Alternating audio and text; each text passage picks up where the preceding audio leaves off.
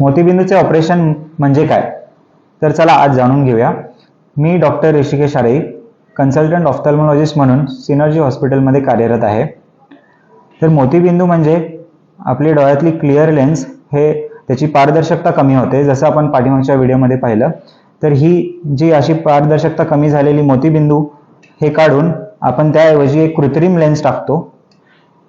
ह्याला मोतीबिंदूचे ऑपरेशन म्हणतात.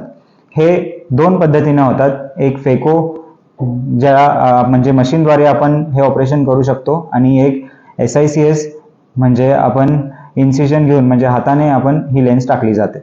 फेको ह्या ऑपरेशनमध्ये आपण वेगवेगळ्या पद्धतीचे लेन्सेस पण टाकू शकतो, ज्यात फक्त आपल्याला लांबची नजर ज्यात सुधारते त्यासाठी मोनोफोकल लेन्स ही असते, अशी टाकू शकतो.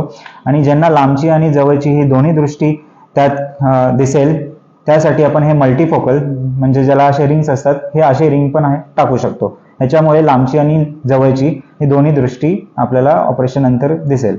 ही माहिती तुम्हाला आवडली असेल तर सिनर्जी मल्टीस्पेशालिटी हॉस्पिटल या अकाउंटला तुम्ही फॉलो करा, आणि ह्या अकाउंटवर आम्ही बाकीचे डॉक्टर, बाकीच्या डिपार्टमेंटचेही माहिती आम्ही शेअर करत असतो.